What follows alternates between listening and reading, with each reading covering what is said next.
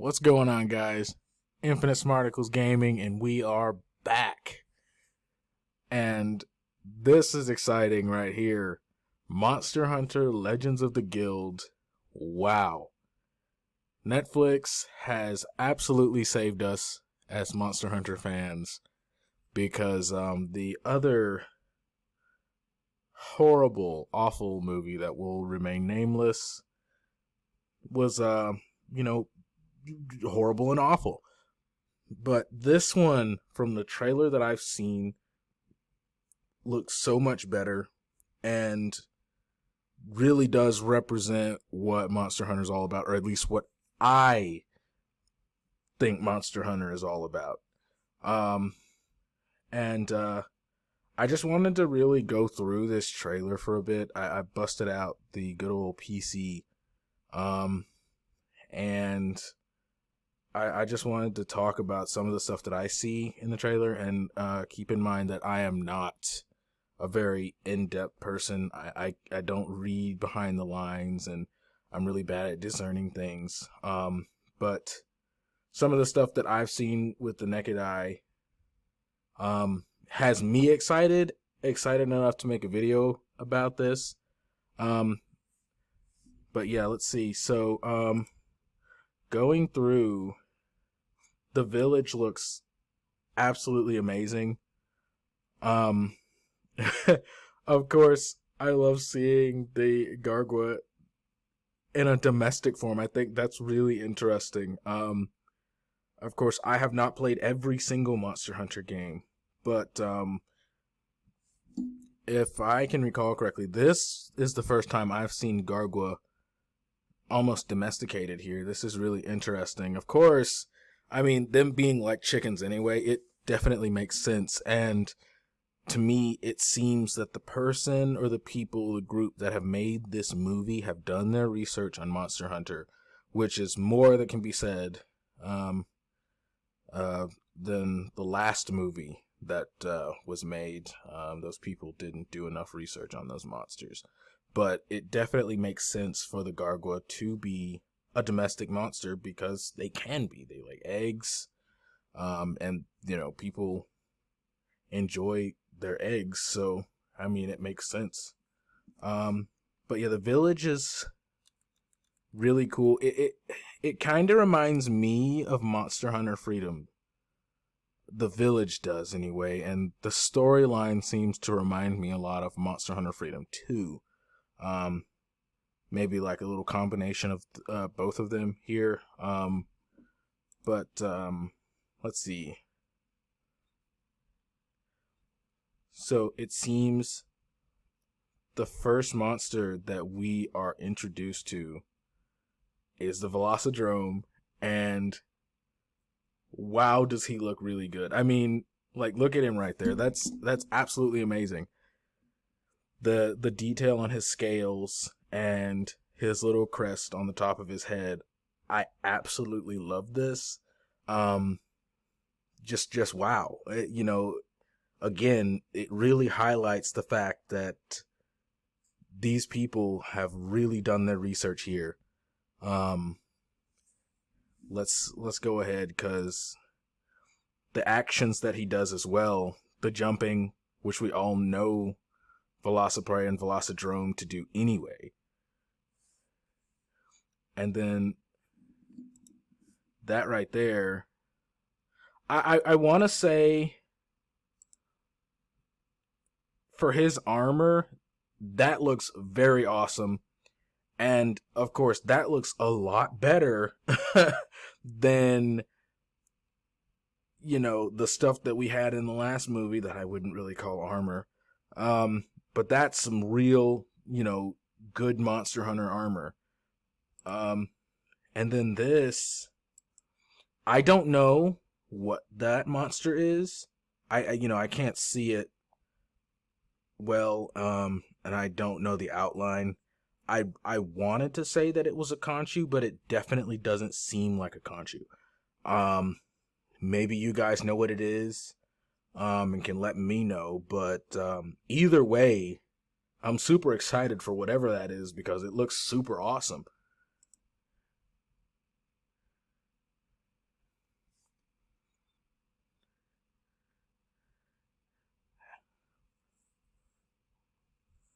I'm just skipping through here, and I know the audio isn't playing. The SOS flare, love it. Yeah, I know the audio isn't playing in this video, and I really didn't want it to play because I'm trying not to get this video taken down for like copyright issues and whatnot. So like I said, I really just wanted to talk through the video and the things that I've seen in it. But the SOS flare is a really cool little take there. I love that.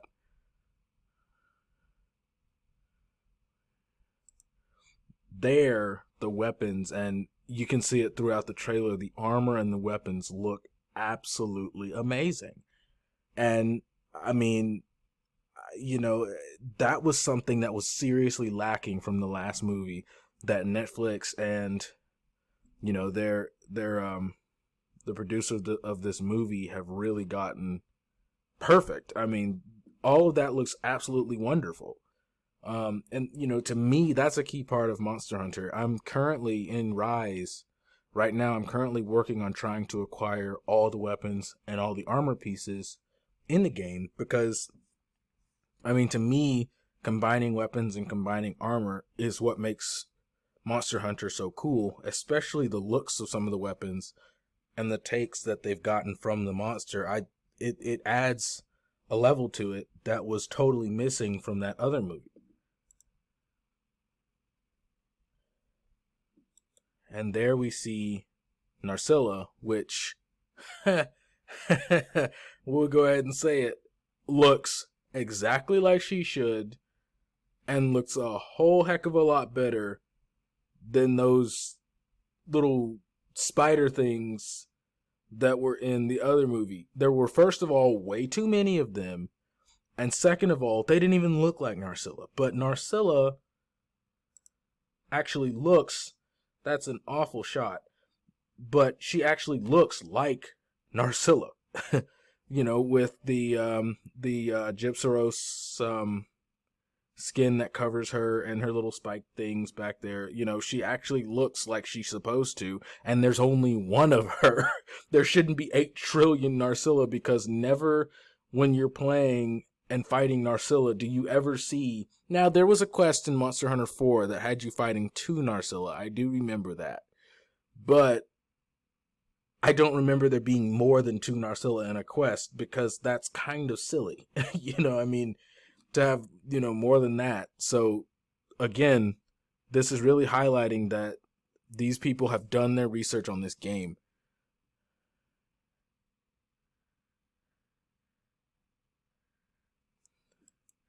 And the smithy right there, that was awesome too, being able to see, because, you know, I know in World at least, being able to see them crafting the weapons was really cool and really nice little part of that little cutscene. Of course, I'd skip it a lot, but you know, it was nice, you know, the first few times I saw it, and even afterwards, being able to see the process, or a process, of weapon making. And then I know they featured the inside of the smithy shop in Rise. I know you can't go in there, but it was cool to see that going on. And like I said, this aids to the fact of weapons and armor being a crucial part in Monster Hunter, which is, you know, just a little neat little flair.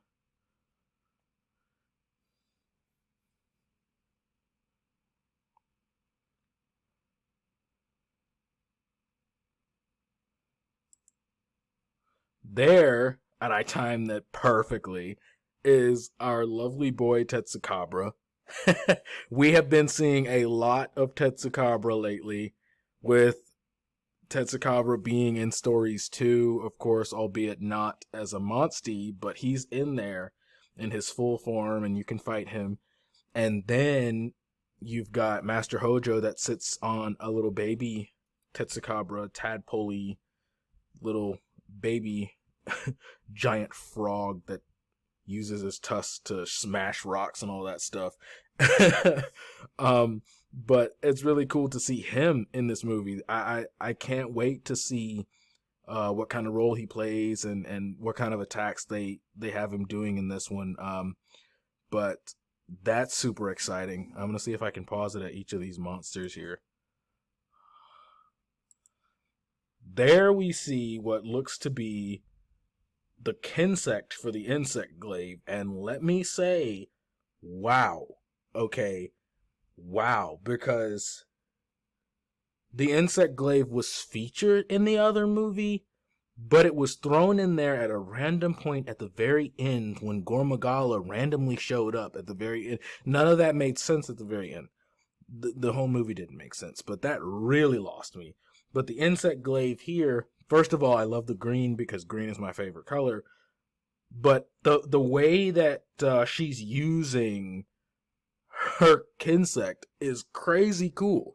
And that's something that I've never seen before in Monster Hunter, but that is absolutely awesome. Now, not only have they done their research on this, but they've added a little bit to it. And I don't see anything wrong with the way she's using her Kinsect. I think that's a super effective way, especially to travel, which I think she seems to be doing here. I don't know for sure, but I think that's amazing. That is absolutely awesome. And then we see what looks to be, if I'm not mistaken, that looks like a Kungalala and a Deviljho. I really think that is. Yeah, it looks like it to me. I can't seem to stop it right there at it. Yeah, that seems to me to be a Kungalala, the pink monster up here, and then a Deviljho. Now, I gotta say, I've never seen a Kungalala body slam a Deviljho before. I'd be scared to fight that Kungalala, that's for sure. If that is indeed a Kungalala, but from what I can see, it looks like one. And then of course, obviously, Deviljho is very obvious. We love our dill pickle.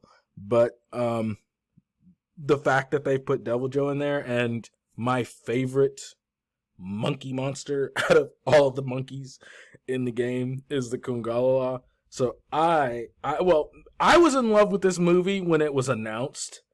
Okay, when I first heard about it, I was already in love with it because anything that's Monster Hunter related, I will get behind as much as I possibly can. But the monster choices that they put in this game, and of course, one thing about this movie is, you can't put, 30 plus hours of Monster Hunter playing into a movie. That's just not possible. Nobody's going to sit there. There might be a few people that sit there for 30 hours. I take that back. But most people aren't going to sit there and watch, 30 hours. Now, you could make it a series, and I think that would do well, too. But for me, what makes Monster Hunter, besides the weapons, the armor, and the slappage of monsters, is the process of going from Velociprey to Lunastra. Building up through the ranks, Yankaku, Kungalala, Agnaktar, Deviljho, and then getting to the Elder Dragon. There's a process. The difficulty of the monster increases. There are new challenges, that you face with each monster that makes that monster harder. I know for me, in World, the Barroth was the hardest thing I had ever fought in that game up until, Iceborne came out. But the Barroth was the biggest wall for me, and I could not beat him at all. But before that, I'd fought the Great Jagras and all these other monsters. But the process is what's so nice, and seeing these monsters in here, seeing a variety of monsters, is what is really amazing to me, and it's setting it apart. This movie, based on the trailer, has already been set apart from that other atrocity of a movie. But, because in that one, you only had the Black Diablos, which they spent the entire time looking at. and then they tried to throw a Cephalos in there, and the Epsiros, and then they tried to put a Rathalos at the very end, which made no sense, and then they threw Gormagala in there. Oh my god, an Elder Dragon. But, of course, Gormagala in its baby state is a flying wyvern, so that still makes no sense. This shows... I feel this movie is going to show a progression between Velocidrome all the way up to the Lunastra, and a lot of monsters in between, like we see Kungalala and the Deviljho. To me, the Kungalala is weaker than the Deviljho, though we see him clearly body slamming the Deviljho here, which is going to be amazing to see. But, I mean, the progression of monsters is going to be interesting too, and I wonder if they will take some adaptation and put weapons from some of these monsters in there too.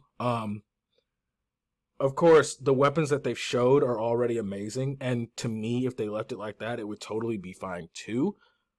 But, like I said, an important thing for me is the progression of monsters, which I am clearly seeing from this trailer, unlike what I saw from the entire movie of the other one. But let's keep going. Now, she looks absolutely gorgeous. The Empress of Flame, she looks amazing. She absolutely looks amazing. I am so excited to see this. She looks wonderful, and I don't know what they're going to do with her. And, just like all the other monsters in the game, in the movie, I don't know what attacks they're going to give the monsters or what attacks they'll have the monsters using.